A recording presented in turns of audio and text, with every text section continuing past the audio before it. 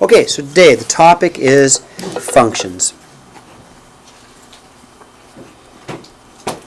All right, and we talked about what a function was in our reading, and the biggest thing is that you have to have one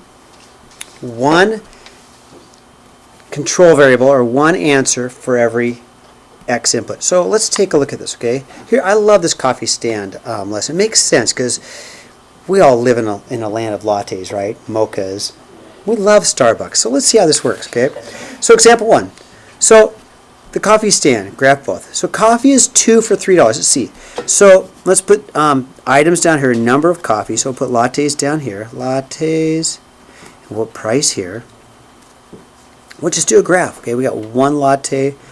We got 2 lattes and 1, 2, and $3. Now that's possible. I can go to the store, I can go to Starbucks, and maybe today it's a special 2 for the price of for $3, right? So maybe I get myself one and I buy a laundry one, and so then we both get a coffee, right?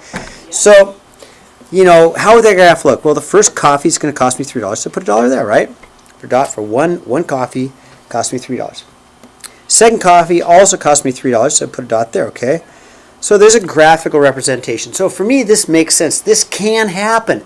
I can drive in. I can get 2 coffees for $3. That makes sense, okay? Now, if I think about it, does this pass the vertical line test? Of course it does. If I draw a straight line through, all the way down, I would hit this point only once. I'd hit this point only once. I would never hit coming straight down any point more than once. Yes, this is a function, and it makes sense. Yes, it's a function, okay? Example 2 doesn't make sense. Example 2 for me, I go to Starbucks and I want to buy a latte, and the barista gives me 2 different prices.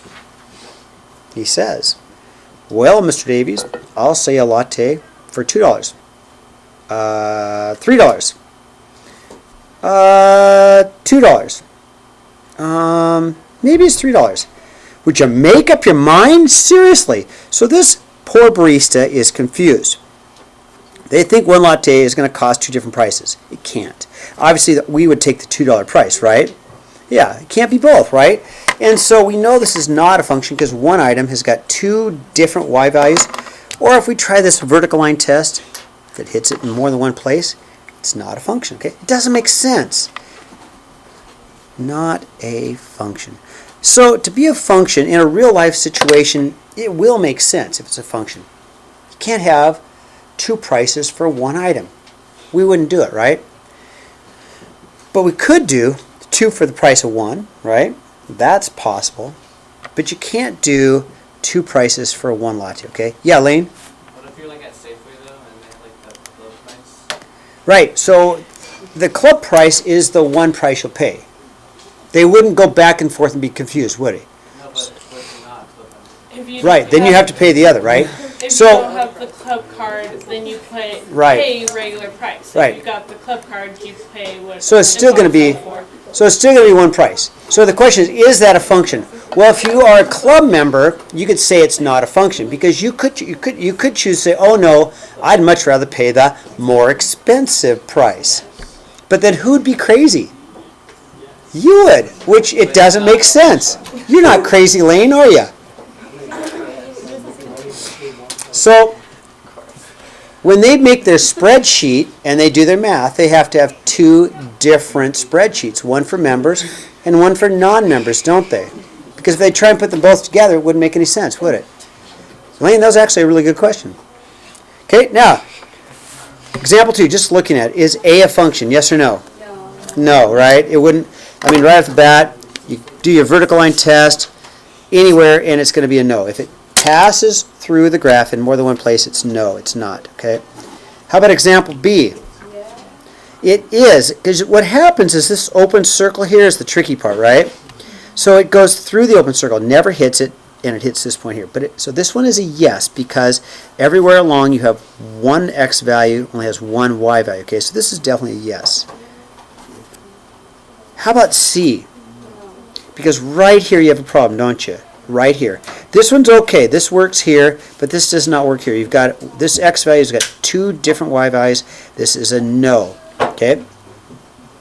Now, if it's a function, Then one of the things we can do is we can evaluate it. So if it says f of negative 2, the trick is this. It's telling you this. It's saying, I want you to write this down, plug in negative 2 for x. It's a question. Math, we use a lot of symbols to say what we want to say. So if you see f of negative 2, it's simply saying plug in negative 2 for x. So I'm going to go ahead and do that. I'm going to say, all right, f of negative 2 is equal to, so that's like the question, f of negative 2 is equal to 3 times negative 2 squared plus a negative 2 minus 4. Okay? You just plug it in. Exactly. You just plug it in for every x value. Okay? So now let's simplify it. So f of negative 2 is equal to 3 times a positive 4 minus 2 minus 4, which is f of negative 2 is equal to 12 minus 6, which is equal to negative 6. All right? So by itself it said plug in negative 2. I did that. Now it's what we have here is saying when I plugged in negative 2 I got an answer of 6. That's what it says. When I plugged in negative 2, f of negative 2, I got an answer of 6. That's easy, okay? It's also a point. This is also a point on the graph. It's also a point. In fact, the point is at negative 2, 6 because that's my x value. Remember? That's my x value. I plugged in negative 2 for x, and what this has got to be my corresponding y value. So this is also a point, okay? Not too bad. Thumbs up. Sideways. Not so good. Let me see. Want to see. Thumbs up. It's okay if you give me sideways. I won't feel bad. Okay. All right. B. Now B says different. B doesn't have f of 0. We're not. Don't plug in. Don't plug in 0. It doesn't say f of 0. It does not say f of 0. F of 0 means to plug in 0. This says take f of x and set it equal to 0. So this is f of x. So I'm going to take my 3x squared plus my x minus my 4 and set it equal to 0. Take f of x, which is my function, set it equal to 0. That's what this one said. Take my f of x, which is this function, and I set it equal to 0. Okay? Now, can I solve for x? Well, let's see if you know how to factor. Let's see if anybody remembers how to factor. I don't know. Do you know how to factor? The only one way to make a 3x squared, right? Only one way to make a 3x squared, right? 3 and x. Yep, 3x and a 1x. You guys agree with that? Only way to make a 3x squared. How about a 4? 2 and 2. 2 and 2 is great, but I'm going to use 4 and 1 because I've done this problem before, right?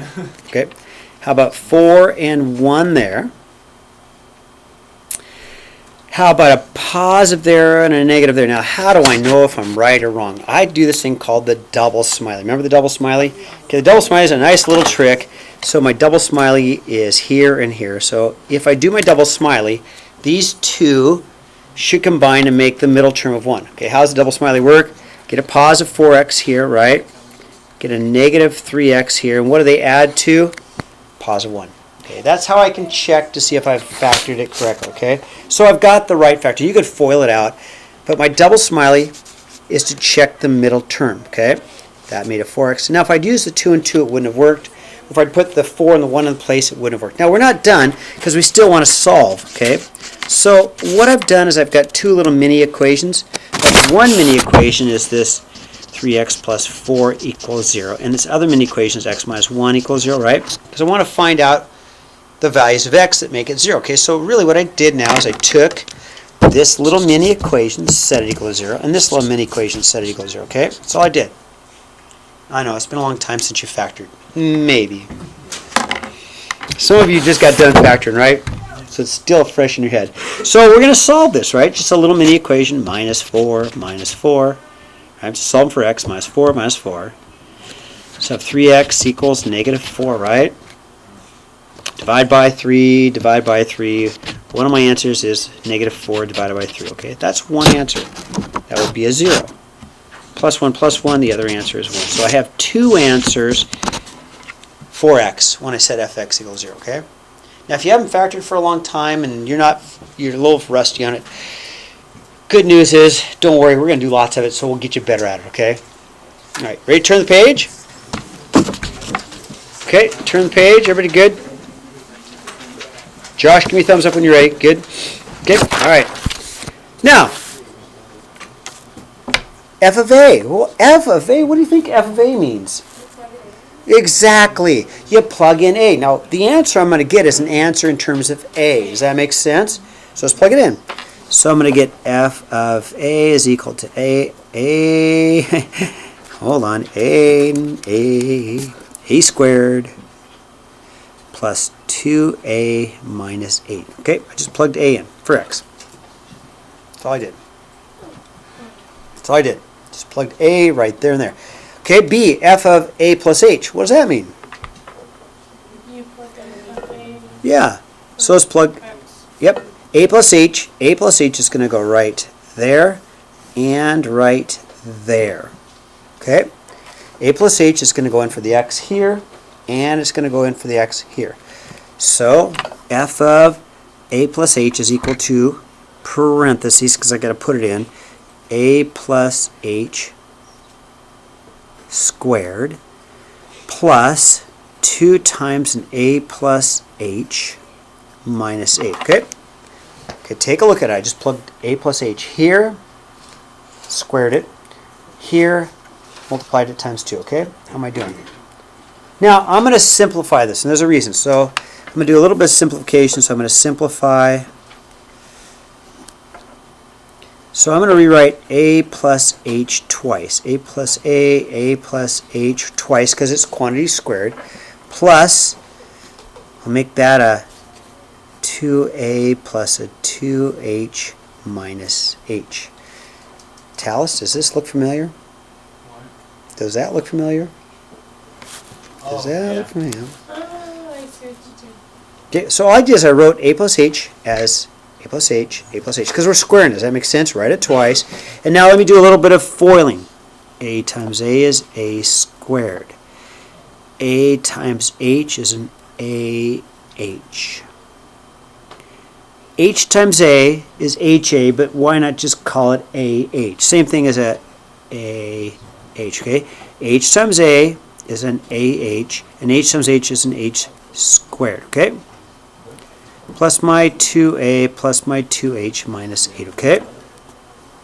How am I doing? Am I okay? I'm going slowly enough? Okay, now, there really are two of these. I got one of those and one of those, so there really are two of these. So I'm going to rewrite this whole thing as an a squared plus a 2ah, because I got one here. I got these two I can add. I can add those together. I got an ah plus another ah, like two of them, plus an h squared plus a 2a plus 2h minus 8. Okay, now, I would do more if I could. I mean, if there was anything I could put together, I would, but that's an a squared, that's an ah, that's an h squared, that's a 2a, that's 2h, that's a 8. You cannot combine anything else, right? Okay. So now, why are we doing this? Why are we doing this? Well, let's check out C. So C says take f of a plus h. Well, we already did that one, didn't we?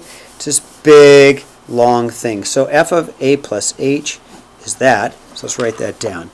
So we have a squared plus a 2ah, h not b, come on now, 2ah plus an h squared plus a 2a plus 2h minus 8, okay?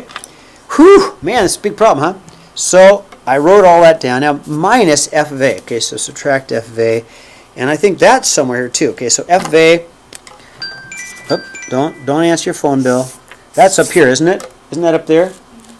So I'm just going to subtract all of that. So I'm going to subtract. So I'm going to use parentheses because I need to subtract the entire thing. So I'm going to subtract an a squared plus a 2a minus 8. Okay? So it says take f of a plus h. I did that.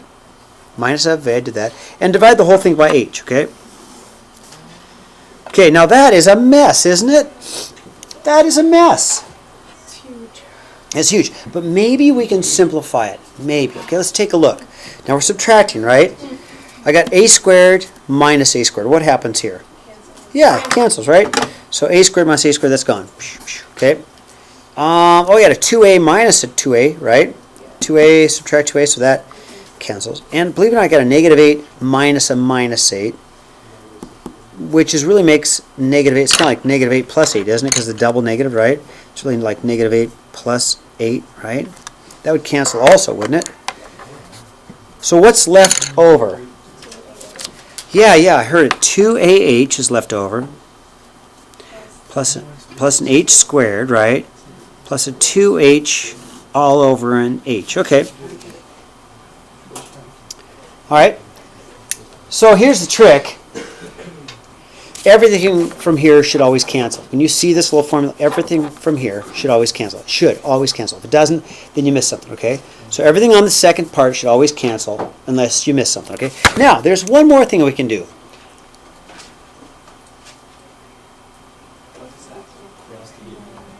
Can I divide everything by h? In fact, I'm going to show it by common factor, and I'm going to show it. So one thing you can cancel h, but I'm going to show it like this. If I common factor out an h, I'd have a 2a plus an h plus a 2 all over h. Okay, so all I did was I common factored out the h, okay? You see what I did? So, and then I can cancel h with h. And finally, oh my goodness, welcome to pre-calculus. 2a plus h plus 2. That is your answer. Okay, now, this is a super important problem for calculus. And why are we doing it in pre-calculus? Because it is called pre-calculus. You'll do this in calculus, but you'll do so much more with this in calculus. You just did a derivative. You don't even know what a derivative is. It doesn't matter. You don't need to know what a derivative is.